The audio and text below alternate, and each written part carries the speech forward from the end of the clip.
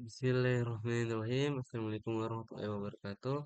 Di sini saya akan menjelaskan materi yang kedua yaitu Object Oriented Programming atau OOP dengan menggunakan Python.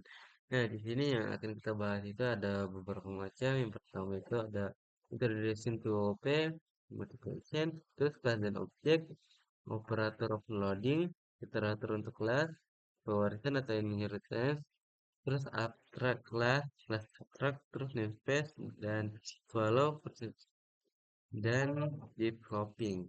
Nah, di sini untuk penjelasannya sendiri, apa sih itu OP? Nah, di sini saya coba tunjukkan dulu biar jelas. Nah, Nah, OP itu adalah pendekatan untuk memodelkan hal-hal di dunia nyata, misalnya mobil atau rumah, dan hubungan antara hal-hal tersebut, misalnya siswa dan guru, perusahaan dan karyawan. Dengan kata lain, OOP memodelkan entitas di dunia nyata sebagai objek perangkat lunak dan mengatur hubungan di antara mereka. Nah, apa sih yang dibutuhkan OOP? Nah, tujuannya OOP dalam program perangkat lunak yaitu yang pertama yaitu ada tiga sih.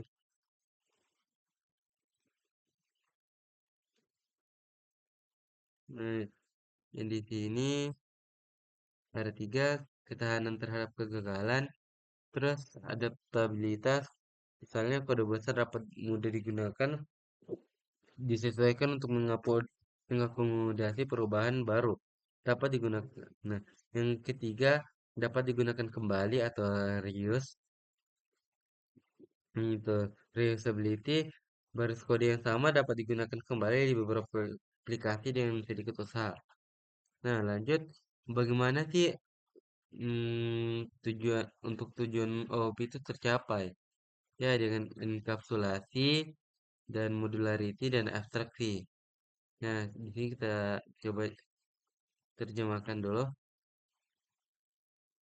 apa sih itu ketiga hal ini.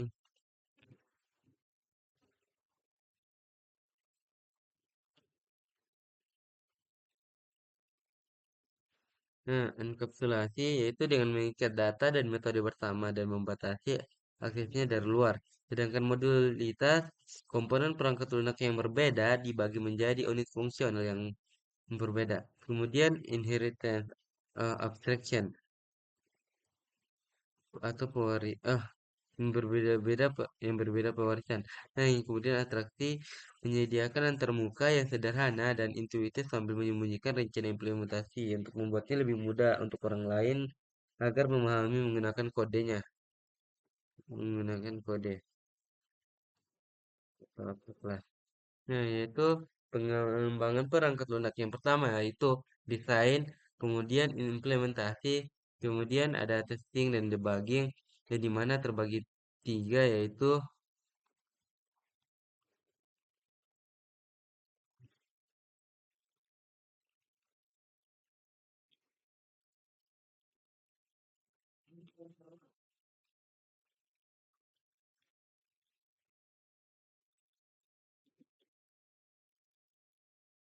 hmm, hmm, ada tiga yaitu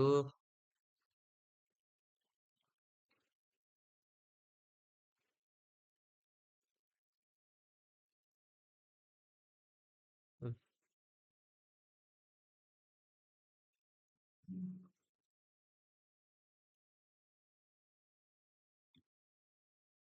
di sini dari atas ke bawah lihat yang pertama di sini dari atas ke bawah itu stubbing ya. Kemudian dari bawah ke atas itu pengujian unit, kemudian debugger itu titik henti pernyataan untuk dicetak. Nah, di sini contohnya if name if double underscore name eh, double underscore dengan double sama dengan kemudian di sini main untuk performa tesnya. Nah, di sini coba kita tes.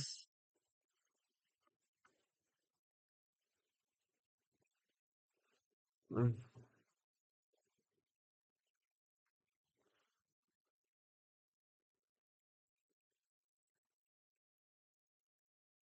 ini coba kita tes yaitu dengan menggunakan if name terus ini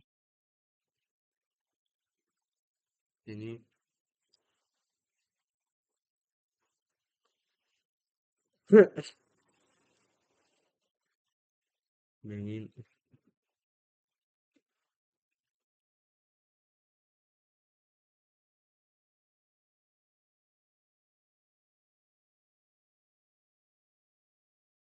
Hmm.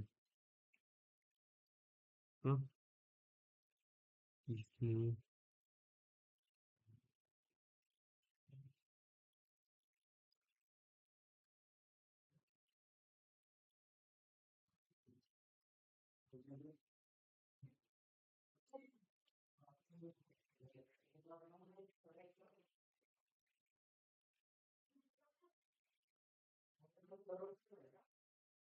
Hmm.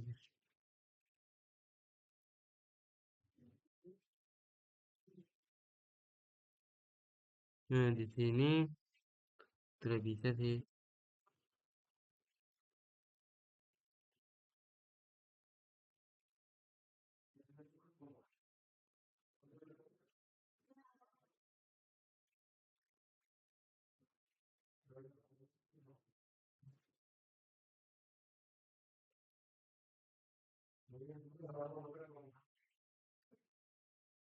Hmm.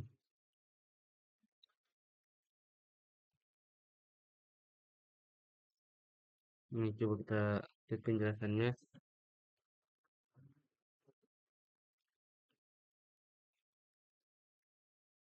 Nah, di sini kode yang dilindungi dalam konstruk kondisional dengan bentuk di atas akan dieksekusi ketika Python dipanggil langsung pada modul tersebut, tapi tidak ketika modul tersebut diimpor untuk digunakan dalam proyek perangkat lunak yang lebih besar.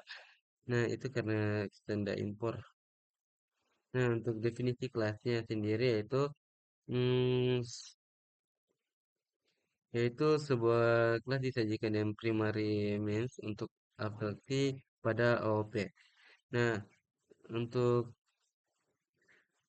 kelas konsisten yang untuk sebuah kelas itu diikuti dengan dua komponen yaitu metode atau hmm, anggota fungsi. Kemudian atributnya itu data member, fields, or intent variable. Data lah. Data, ya data. Kemudian sebuah kelas itu harus menyediakan enkapsulasi seperti data member yang terpublik, kemudian error checking, kemudian kode untuk mencoba sebuah metode kelas. Nah, di sini kelas dan objek. Kelas adalah sebuah blueprint yang untuk dicetak objek. Kemudian it been, nah kalau ini,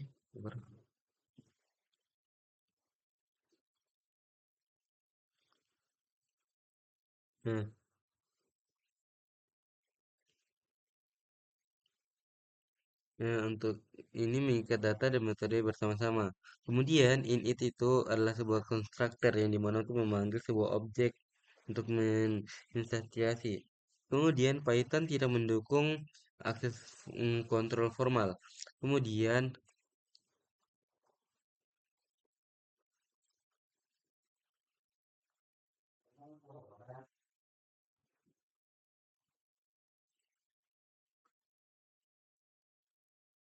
kemudian yang terakhir,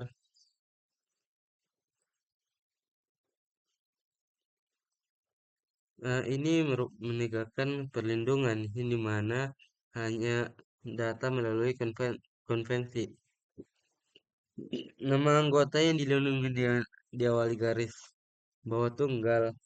Misalnya itu, terus nama anggota data pribadi dengan garis bawah underscore. Kemudian operator overloading yaitu di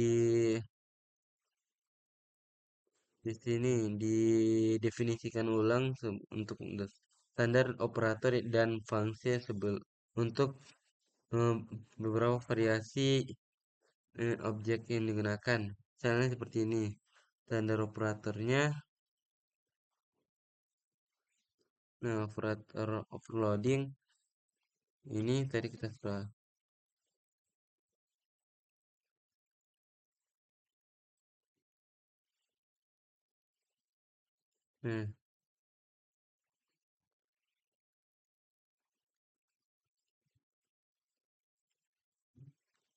Nah, di sini, nah dilihat dari codingannya, operator overloading itu ketika di sini codingannya A sama dengan stadion satu dan dalam kurung, kemudian untuk B itu stadion 2 pelajar 2, kemudian untuk tim A tambah B. Nah, di sini codingannya yaitu ketika kita print 2 tambah 3 untuk tambahkan nomornya, kemudian print 2 2 sama 3 terus tambah 4 sama 5, kemudian ABC ini A-nya itu yang tadi 2 2 3 sama 4 5. Kemudian ini arraynya. Kemudian untuk array B 7 8 sama 10 11. Kemudian C itu hasil dari A tambah B. Ini mana hasilnya ini.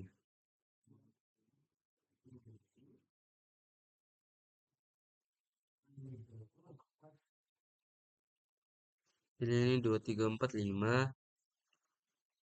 Kemudian ini kita akan menggabungkan ini dengan menggunakan tanda plus.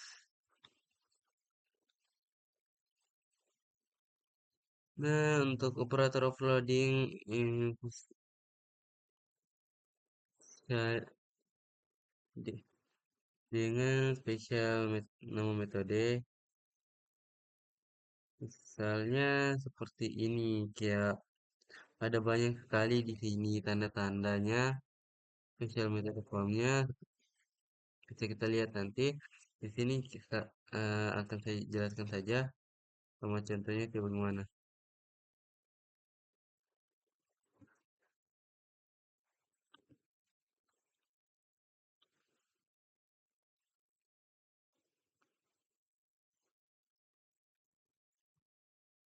Nah, untuk yang pertama, perilaku operator standar dari fungsi bawaan eh, dan fungsi bawaan dalam Python dapat didefinisikan ulang untuk kelas baru dengan menggunakan metode yang diberi nama khusus.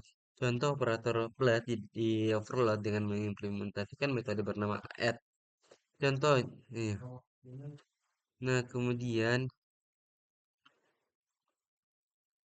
untuk non operator overload, ini strfu adalah sebuah overload yang mana digunakan untuk hmm, untuk sebuah objek dari implementasi sebuah metode. Contohnya itu foo dot underscore 2 str double underscore dalam kurung. Eh, sesuatu suatu kelas yang didefinisikan yaitu foo bisa digunakan sebagai bool variabel bagi variabel pengulang untuk pengimplementasian bool metode. Nah, di sini lagi if.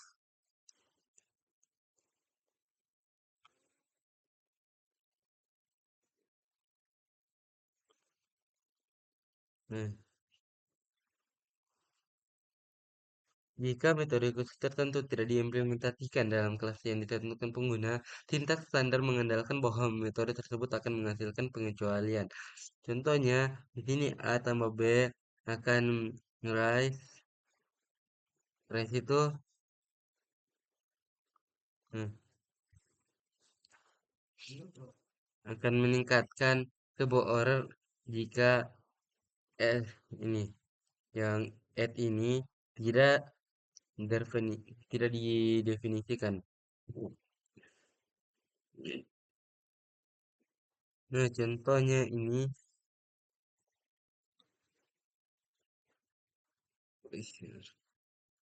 contoh,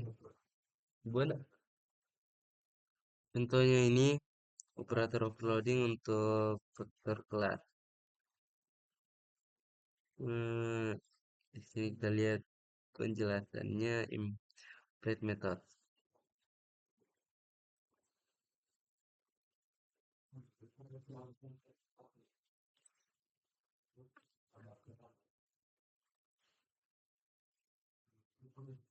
Nah, itu ada metode tersiratnya yaitu ada beberapa operator yang memiliki definisi default yang disediakan oleh Python. Apabila tidak ada metode khusus dan ada beberapa operator yang definisinya ditentukan dari yang lain. Misalnya metode bool yang mendukung sintaksis if-u memiliki semantik default sehingga setiap objek lain non dievaluasi sebagai true. Namun jika metode len didefinisikan maka bool secara default diinterpretasikan sebagai true untuk instansi dengan panjang tidak nol. Nah, untuk hasilnya sendiri itu di sini dimensi 5B dimensi 5. Kemudian untuk C-nya itu ada datanya 00320. Total enterprise dalam total data di dalam C itu ada 5. Nah, untuk vektornya itu memiliki panjang 0. Ya, kita lanjut iterator untuk kelas.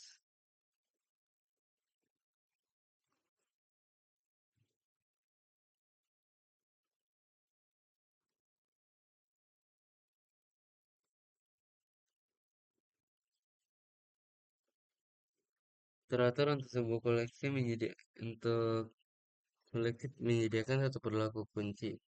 Misalnya ini mendukung metode khusus bernama next tuh yang mengembalikan elemen berikutnya dari koleksi jika ada atau mengangkat pengecualian subtraction untuk menunjukkan bahwa tidak ada elemen lebih lanjut. Ada dua cara untuk mengimplementasikan sebuah iterator, yaitu menggunakan generator, ya, sintaks generator yaitu next dan vector. Kemudian yang kedua dengan mendefinisikan metode len dan get item metode untuk menekan definisi kelas. Kelas yang didefinisikan sebuah pengguna. Kemudian di sini untuk membuat kelas iterator menggunakan len dan get item function.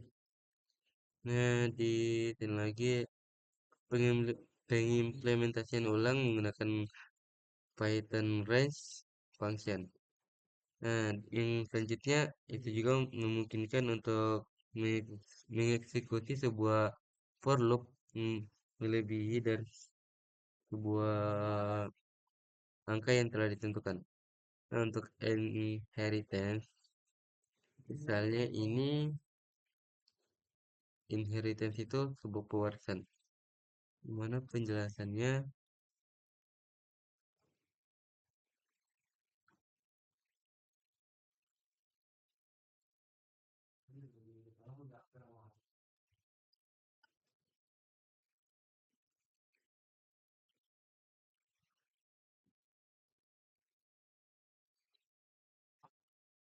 sebuah cara alami untuk mengorganisir berbagai komponen struktural dari sebuah paket perangkat lunak adalah dengan cara hierarkis.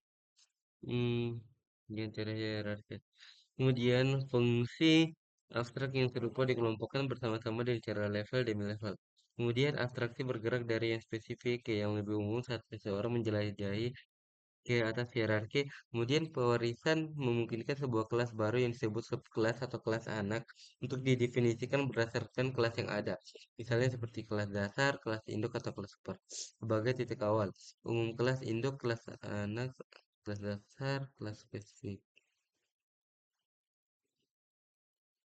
Nah, untuk selanjutnya, nah, sebuah subkelas dapat memfokuskan perilaku yang ada dengan menyediakan implementasi baru yang menimpa metode yang ada. Nah, yang selanjutnya sebuah subkelas yang juga dapat memperluas kelas supernya dengan menyediakan metode baru yang sepenuhnya baru. Nah, untuk contohnya Python hierarchy type exception di sini. Dia berada di tengah. dari pertama sini base exception, kemudian sistem exception, cover interrupt, value error, lookup error, arithmetic error, kemudian index error, key error, zero division error. Nah, untuk contohnya di sini kartu kredit, kelas kartu kredit, yang di mana di sini kita membuat sebuah kelas kartu kredit. Ini mana di sini kita membuat function in it, yaitu di sini itu ada customer, bank, akun sama limit. Di sini kita buat. Nah, di sini kenapa self balance? Karena ketika pertama kali kita membuat sebuah kartu kredit, di sini kartu kreditnya masih nol. Nah, di sini customer kita masukkan semuanya, get akun, limit, balance. Kemudian charge di sini untuk mengisi kartunya, yaitu dengan memasukkan rumus price dengan self balance. Kemudian em, ini dibatasi dengan self limit. Nah, kemudian di sini menggunakan yang dibuat lagi function membuat pembayaran, yaitu dengan self balance kurang sama dengan amount. Nah, untuk tes modulnya di sini if name kemudian main. Nah, yang seperti dijelaskan tadi pada di awal. Kemudian untuk wallet sendiri itu dibuat tanda kurung kerawal kosong. Nah, di sini wallet event untuk menambahkan nama, tempat tinggal, kartu kredit dan saldonya. Ini ada tiga. Kemudian kita masukkan di sini eh, masukkan saldonya berapa. Kemudian untuk perulangan C-nya ini dalam perulangan ini dengan range 3, yaitu print customer, kemudian print bank, kemudian print akun, limit, balance, dan kemudian print new balance atau eh, saldo terbaru. Nah, di sini diikuti dengan beberapa fungsi, yaitu dengan yang pertama membuat akun untuk customer, kemudian mengikuti beberapa hmm, data yang berhubungan dengan seorang customer. Kemudian cara untuk mengisi sebuah kartu. Kemudian pengguna bisa membuat metode pembayaran yang menggunakan to maintain Dekar balance. Kemudian exit scan dan exit Dekar limit. Nah, di sini predatory credit card.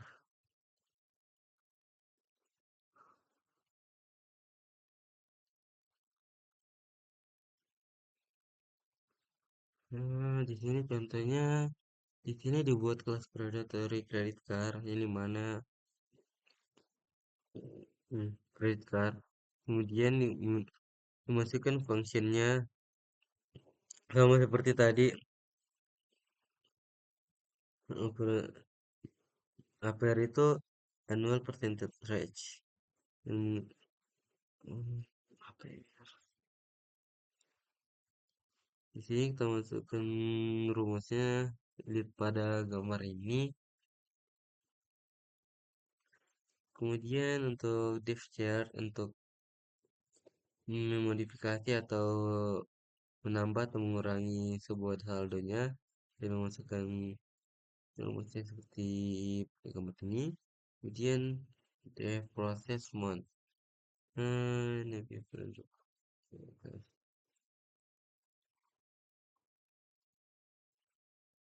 Nah, di sini di prosesnya pada tiap bulan itu ada input balance control.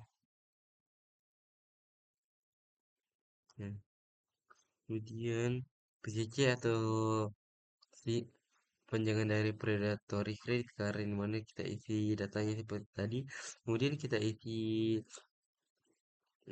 saldonya ini 2000, terus kita print, dan kemudian untuk proses semuanya, proses, contohnya seperti ini.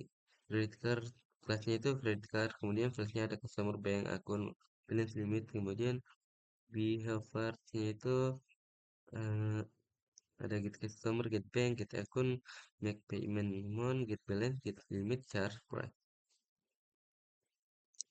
Nah, um, ini adalah kelas kecilnya, di mana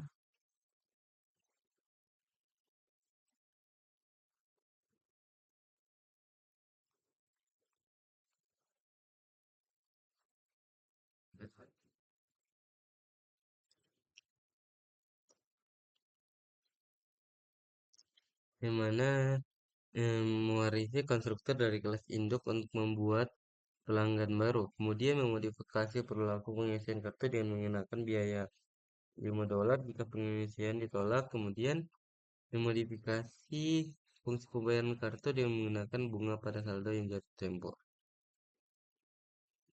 Nah, contohnya ini seperti pewarisan dengan progres, di mana kelas utamanya itu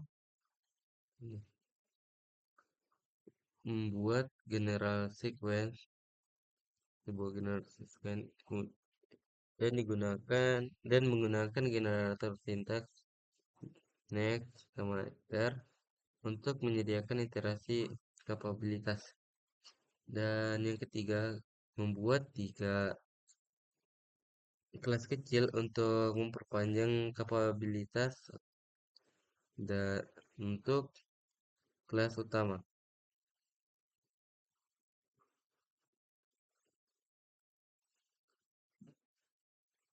Nah, di sini ada arithmetic progression, di mana setiap kelas kecil yang dimodifikasi sama kelas utama konstruktor init. Selanjutnya, modifikasi advanced metode. Di sini ada juga geometric progression, lihat pada gambar ini. Kemudian Fibonacci progression. Nah, untuk kelas abstrak, kita coba dulu.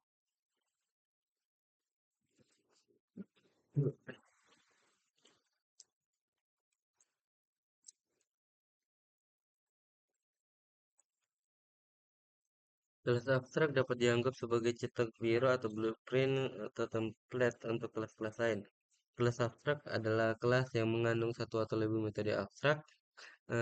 Metode abstrak adalah sebuah metode yang memiliki deklarasi tetapi tidak memiliki implementasi. Kelas abstrak tidak dapat diinstansiasi. Kelas turunan atau kelas anak, kelas kecil diperlukan untuk memberikan implementasi. Kemudian kelas abstrak diperlukan untuk menyediakan abstraksi atau antarmuka yang disederhanakan atau yang disebut API sambil menyembunyikan implementasi yang mendasarinya. Python menyediakan kelas abstrak dengan mendeklarasikan kelas dasar abstrak, yaitu ABC yang dapat diwarisi oleh kelas turunannya.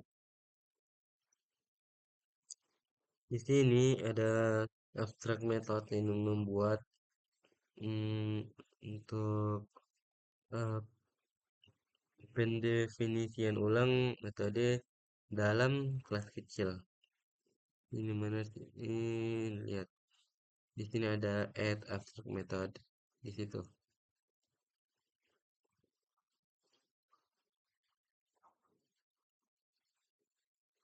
Nah, untuk namespace dan objek orientasi, sebuah kelas namespace di dalamnya itu dideklarasikan semua bahwa semua itu dibuat menggunakan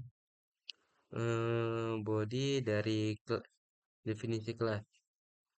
Contohnya itu, contohnya ini. Ini, ini kelas namespace of credit card. yang tadi. Kemudian yang ini kelas namespace dari predatory credit card. Sedangkan ini namespace for a predator, sebuah predatory credit card object. Nah, untuk shallow dan deep copying yang membedakan metode untuk copy data yaitu ini ada aliases sama shallow copy dan deep copy. Nah, di sini lihat dua.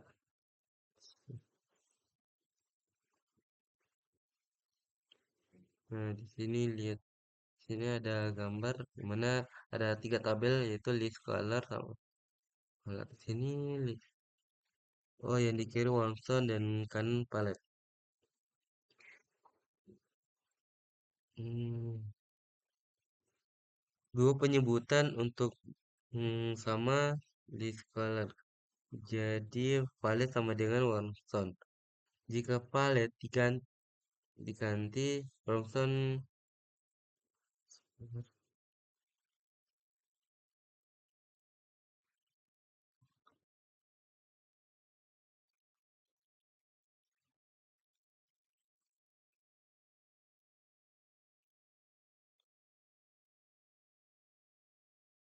Jika palet diubah maka warna warna dari Wormstone juga akan berubah. Mereka berbagi lokasi memori yang sama.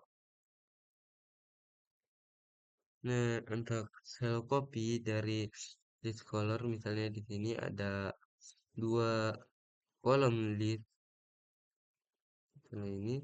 Kemudian ada color, tabel color dua juga. Nah, di sini kita melihat kalau palet itu sama dengan sama. Lihat dari arah tanda panahnya, palet, kemudian list menuju ke arah color. Nah, di sini dinyatakan kalau palet sama dengan list yang dalamnya itu adalah Wormstone. Ada tindakannya.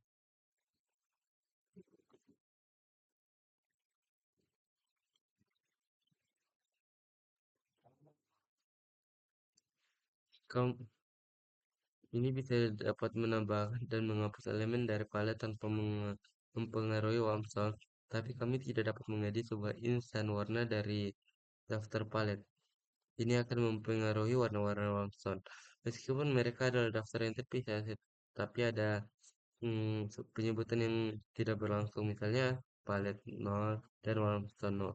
Sebagai alias untuk insan warna yang sama. Kemudian untuk deep copy, ini mana sini ada list sama color yang tabelnya dua dan kayak duplikat begitu. Kayak deep copy. Jadi di sini palet sama dengan copy dari deep copy Wormstone.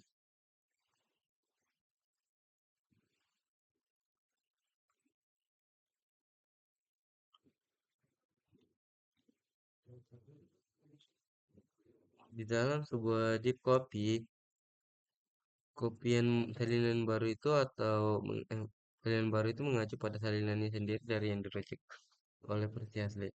Ini membuat lokasi memori terpisah untuk dua kopian, dua salinan. Kedua salinan dapat dimodifikasi secara independen tanpa mengaruhi satu sama lain. Ya, untuk ini summary-nya,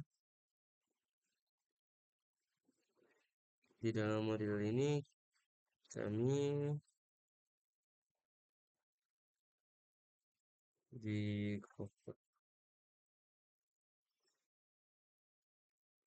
diikuti dengan beberapa modul yaitu ada beberapa itu apa sih OPP dan mengapa itu sangat dibutuhkan dan bagaimana untuk membuat sebuah kelas dan objek dan bagaimana untuk overload standar operator dan function untuk pengguna kelas definisi bagaimana